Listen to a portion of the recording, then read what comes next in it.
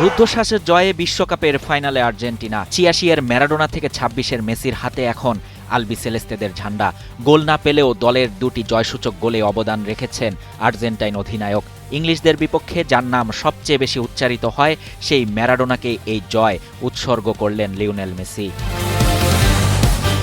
Mojo বিরাট কারবার, জিতে নাও family কার, sports bike ছাড়াও লক্ষ লক্ষ নিশ্চিত গিফট। ঠিক ৪০ বছর আগে ইংল্যান্ডের বিপক্ষেই ১৯৮৬ সালে ম্যারাডোনা এমন এক ব্যক্তিগত নৈপুণ্য দেখিয়েছিলেন যা বিশ্বকাপ ইতিহাসের অন্যতম সেরা পারফরম্যান্স হিসেবে বিবেচিত হয়। অনেকের মতে সেই জয় ১৯৮২ সালে ফকল্যান্ডস যুদ্ধের ক্ষতবিক্ষত আর্জেন্টাইন জনগণের মনে কিছুটা হলেও প্রশান্তি এনে দিয়েছিল। ফলে প্রতিপক্ষ যখন ইংল্যান্ড, বারবারই আলোচনায় আসছিল ম্যারাডোনার নামটি। তাই তো শেষ মুহূর্তের নাটকীয় প্রত্যাবর্তনে ইংল্যান্ডকে হারানোর পর TYC স্পোর্টসকে দেয়া সাক্ষাৎকারে মেসি এই জয় উৎসর্গ করেন ম্যারাডোনাকে।